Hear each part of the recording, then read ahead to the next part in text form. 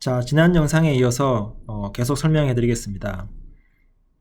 저희가 지난 영상에서 T2 릴렉세이션과 T1 릴렉세이션에 대해서 말씀을 드렸는데요. T2 릴렉세이션은 XY 평면상에서 Net Magnetization 벡터의 크기가 점점 줄어드는 것과 관련된다고 말씀을 드렸고, T1 릴렉세이션은 반대로 지축 방향으로의 Net Magnetization 벡터의 크기가 점점 크기가 커진다라는 내용에 대해서 말씀을 드렸습니다. T2 릴렉세이션에서 XY 평면상에서 그 크기가 왜 줄어드는지에 대해서 설명을 시작해 보겠습니다. T2 릴렉세이션 또는 T2 디케이라고 우리가 흔히 이야기를 하는데요. 이 벡터의 크기가 점점 줄어드는 이유는 페이즈 디퍼런스 때문에 그렇다. 그리고 이 페이즈 디퍼런스는 스핀 인터랙션에 의해서 발생한다 라고 되어 있습니다. 그래서 아까 말씀드린 것처럼 같은 프리퀀시로 움직이는 또는 나타나는 사인 파형이라고 하더라도 두 개의 사인 파형이 페이즈가 서로 다를 수 있다 라고 말씀을 드렸습니다. 그래서 예를 들면 여기서 이런 식으로 사인파가 생길 수 있는 게 하나 있을 것 같고요. 또 다른 형태의 사인파는 여기 점선처럼 이런 형태의 사인파가 생길 수도 있죠. 그래서 이 두 개의 사인파는 같은 크기를 가지고 같은 프리퀀시로 움직이지만 서로 페이즈가 다르다라는 걸 볼 수 있는데요. 이 Net Magnetization이라는 것이 전체 시스템을 보는 것이고 그 안에 그것을 구성하는 하나하나의 스피닝 프로톤의 엑시스 입장에서 보면 그 스피닝 프로톤도 앵귤러 모멘텀에 의해서 같은 회전 운동을 하고 있습니다. 같은 프리퀀시로. 그렇지만 여기 보시는 것처럼 처음에 Net Magnetization이 XY 평면으로 이렇게 누워 있을 때는 모든 스피닝 프로톤들이 동일한 페이즈를 가지고 같은 방향, 푸른색을 보시면 같은 방향으로 향하고 있습니다. 그렇지만 얘가 이제 회전 운동을 하면서 시간에 따라서 스핀과 스핀이 서로 인터랙션, 서로 이제 부딪히기도 하고 서로 영향을 주고받죠. 그 영향을 주고받으면서 서로 페이즈를 잃게 됩니다. 또는 페이즈가 달라지게 되죠. 그래서 보시면 푸른색 벡터들이 같은 프리퀀시로 있지만 약간씩 다른 위치, 다른 포지션에 존재하고 있음을 알 수 있습니다. 그러다 보니까 이들 스피닝 프로톤의 엑시스들의 벡터 합이 Net Magnetization, 즉 MXY가 되는데요. 그 MXY의 크기는 약간 줄어들게 되죠. 이 상태에서는. 동일한 개수의 스피닝 프로톤이 여기에서처럼 다 똑같은 페이지로 같은 방향으로 위치가 존재한다 라고 하면 벡터 썸을 하면 굉장히 커지게 되는데요. 여기 보시는 것처럼 몇 개가 서로 페이지가 달라져서 서로 다른 위치에 존재한다고 치면 벡터 썸을 하면 그 서메이션 된 벡터의 크기가 약간 작아지는, 그리고 종국에는 얘네들이 서로 페이즈가 완전히 다 다른 위치로 존재하게 되면서 벡터 서메이션을 하면 제로가 되는, 즉 MXY가 제로가 되는 이 상태에서는 그런 상태가 되어버립니다. 그래서 스피닝 프로톤들이 같은 프리퀀시로 움직이고 회전하고 있다 하더라도 걔네들의 특정 시간에서 봤을 때 위치가 서로 다르면, 즉 페이지가 서로 다르면 벡터 서메이션을 하면 크기가 달라질 수 있다. 그래서 시간이 지날수록 이 크기가 점점 줄어드는 현상을 우리가 하는 이제 T2 릴렉세이션 또는 T2 디케이라고 합니다. 그러다 보니까 우리가 MXY의 크기를 측정하면 아까 FID처럼 시그널의 크기가 점점 감소하게 되는 현상을 띱니다. 자, 이 페이즈 코헤런스를 좀 더 자세히 말씀을 드리면, 처음에 우리가 요 앞에 그림에서 보시면 요 제일 왼쪽에 있는 상태, 요게 처음에 우리가 B1을 이렇게 걸어줬을 때 이잖아요. 그래서 B1을 걸어줬을 때 얘네가 Net Magnetization이 XY 평면상에 정확하게 위치하면서 눕게 되고, 그 상태를 생각을 해보면 이 뉴클라이들이 RF 엑시테이션이 주어져 있기 때문에 에너지를 다 받아서 하이 에너지 상태에서 얘네들이 외부에서 어떤 가이드라인이 있는 거죠. 자기장에. 그러다 보니까 프리세스 운동, 회전 운동을 하는데 다 페이즈가 맞는 상태에서 운동을 하게 됩니다. 즉 보시면 요렇게 하나하나가 각각 이제 회전 운동을 하고 있고, 요도 회전 운동을 하고 있고, 얘네들의 프리퀀시는 다 동일하죠 일단. 그런데 회전 운동을 함에 있어서 그 위치가 어떤 특정 타임에서 얘도 여기고 여기도 여기고 얘도 여기고 얘도 여기입니다. 그래서 동일한 페이즈에서 마치 이 군무를 하듯이 그 타이밍에 딱 맞게끔 군무를 하듯이 착착착 움직인다 라는 것이죠. 그래서 페이즈가 동일한 상태로 얘네가 같은 프리퀀시로 움직이다 보니까 벡터 썸을 하면 제일 큰 상태가 됩니다. 그렇지만 우리가 이제 B1을 없애주면 그러면 이제 외부에서 어떤 자기장이 걸려있는 상태에서 걔가 없어지는 거잖아요.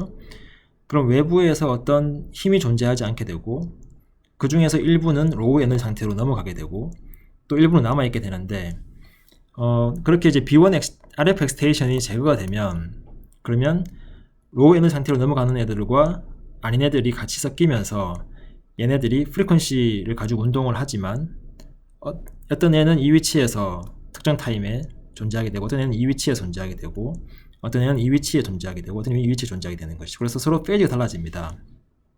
그래서 어떤 현재 시점에 걔네들이 스피닝 프로톤의 엑시스, 스피닝 엑시스의 위치가 달라지는 것이죠. 페이즈가. 그래서 아까 사인파의 X 방향에서의 위치가 서로 약간씩 달라지게 됩니다. 그리고 얘네들이 시간이 점점 가다 보면 서로 이제 인터랙션을 하게 되죠. 이 스피닝 프로톤들이. 그래서 이제 상대방한테 영향을 주고받게 됩니다. 그 주위에 있는 스핀들이. 그러다 보니까 점점 엔트로피가 커지는, 즉 랜덤한 상태로 가게 되고, 그러다 보면 점점 페이즈를 잃게 되고, 그 페이즈가 잃게 되면 종국에는 결국 벡터 썸을 하면 제로가 되는 그런 상태가 돼버린다. 그래서 T2 릴렉세이션 또는 T2 디케이는 결국 페이지 디퍼런스, 스피닝 프로톤들의 페이지 디퍼런스에서 생기고, 그 페이지 디퍼런스가 시간이 가면서 점점 심해질 수밖에 없는 이유는 이런 스피닝 프로톤들이 서로 영향을 주고받아서 서로 점점점 무질서한 상태로 가게 된다 라는 것입니다. 자, 이때 우리가 이제 한 가지 질문을 해볼 수 있는데요. 그래서 시간이 가면 페이지 디퍼런스는 점점 커지고 얘네들의 벡터 서메이션을 하면 점점 제로에 가까워지는 크기가, 넷 매그네타이제이션의 크기가 되는데, 그때 이 mg, 그 G축 방향으로의 벡터 크기는 어떻게 될 것이냐. 아까 이미 설명드렸죠. 얘는 점점 커지죠. 왜냐하면은 m은 결국 mg 플러스 mxy인데 얘의 크기가 작아지니까 얘의 크기가 커질 수밖에 없죠. 그래서 얘는 작아지고 얘는 커지는 그런 현상이 발생합니다. 그래서 mg는 점점 커지고, 그 mg가 커지는 게 결국 t1과 연관이 있습니다. 자, 그럼 t2 릴렉세이션 좀 요약을 해서 다시 말씀을 드리겠습니다. 처음 G 방향으로 있던 것이 B1 필드를 걸어주면 90도 눕게 되고, 얘네가 이 상태에서는 페이즈가 다 맞는 상태로 회전 운동을 하고 있기 때문에 가장 큰 시그널의 크기를 가지고 있다가 회전 운동을 하면 할수록 점점 페이즈를 잃게 되고, 인터랙션에 의해서 결국에는 페이즈가 랜덤한 형태로 존재하다 보니까 벡터의 크기, XY 평면에서 벡터의 크기가 점점 작아집니다. 그래서 요렇게 회색 점선에서 보시는 것처럼 점점 감소하면서 시그널을 얻게 되는데요. 요게 이제 우리가 흔히 아까 말씀드렸던 T2 릴렉세이션에 의한 시그널 크기의 감소입니다. 근데 여기서 보시면 이 점선보다 이 실제 실선은 더 작게, 더 빨리 감소하죠. 그래서 우리가 이제 이 실선은 뭐냐 하면은 이 T2 릴렉세이션 only라고 되어 있던 이 점선은 우리가 T2 릴렉세이션 또는 T2 디케이에 의해서 감소되는 시그널의 크기만 고려했을 때이고요. 이 실선에 해당하는 부분은 실제로 MR 시그널을 우리가 RF 코일에서 측정을 해보면 얻어지는 시그널의 크기입니다.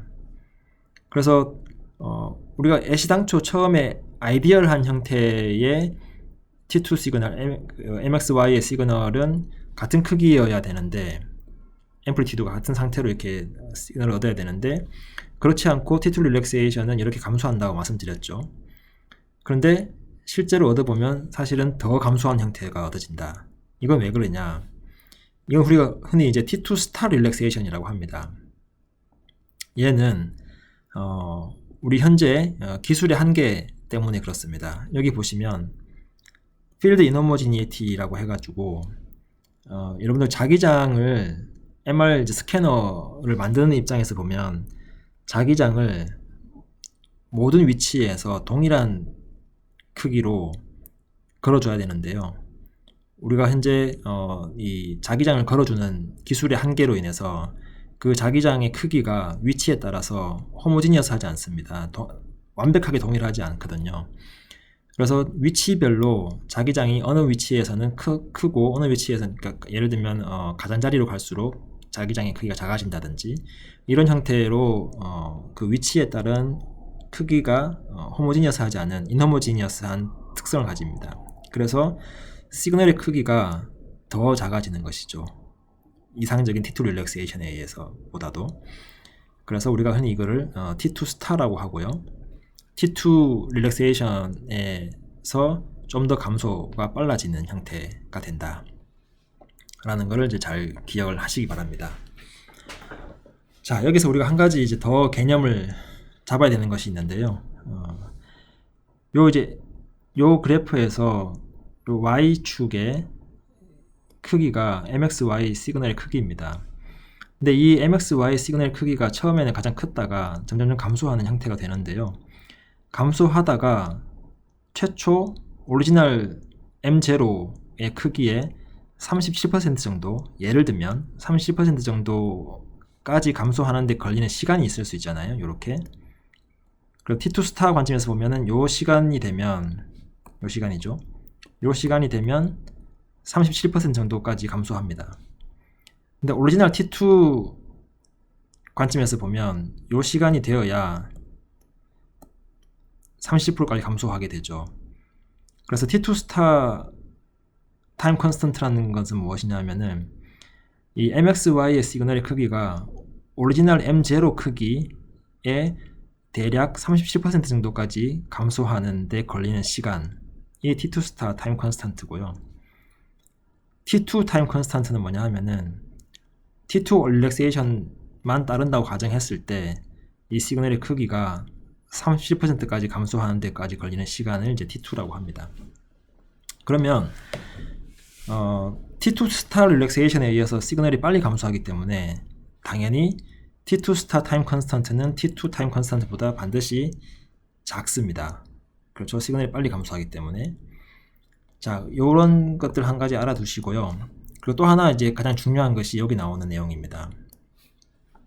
우리가 이 T2 스타와 T2 타임 컨스턴트, 이게 이제 굉장히 중요한데요. 앞으로 여기에서 여러분들이 잘 눈여겨보셔야 되는 것은 이 시그널의 크기가 감소하는 형태가 지금 현재 우리가 MR 시그널을 측정하고 있는 그 부위의 어떤 특성에 의해서 달라진다 라는 것입니다.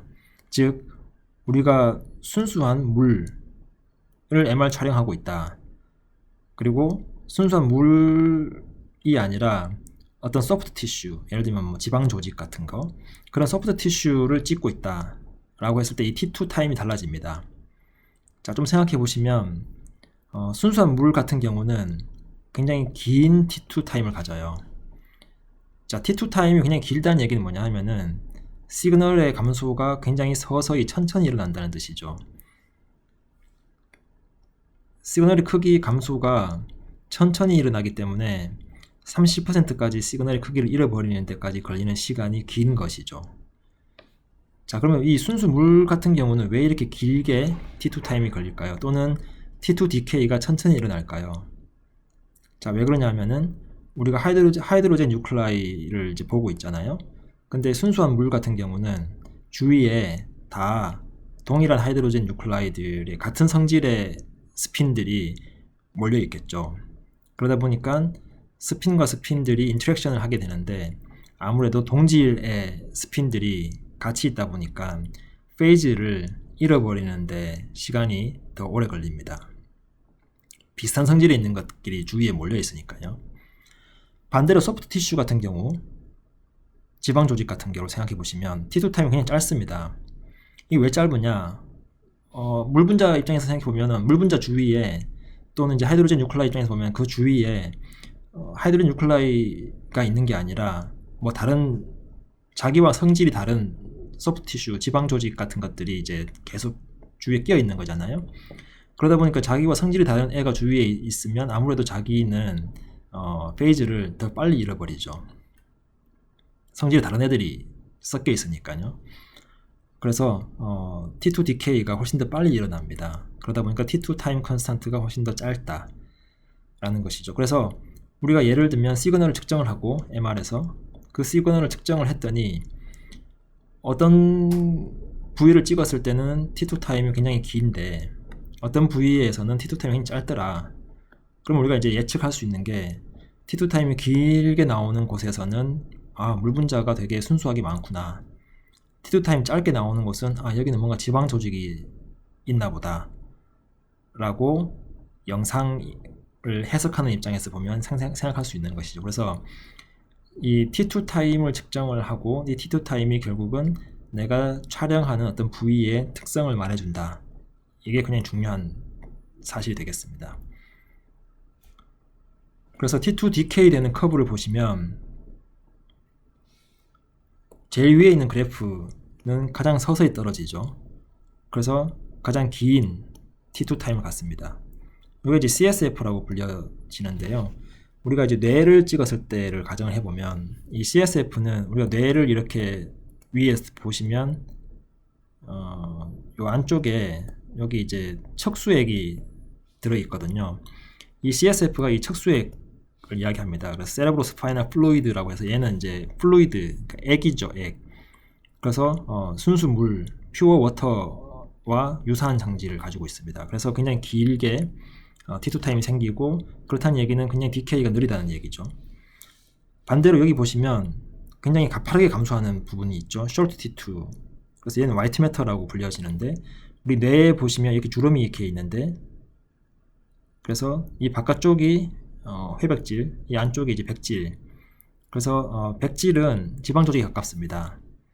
그래서 이제 T2 타임이 굉장히 짧고요. 그래서 디케이가 굉장히 빠르죠. 이 바깥쪽에 있는 회백질은 그레이 매터라고 불려서 얘는 아무래도 호모지니어스한 애들이 몰려있기 때문에 이 플루이드보다는 빠르고 화이트 매터, 지방 조직과 같은 화이트 매터보다는 느린, 그래서 중간 정도 미디엄 T2 디케이를 보입니다.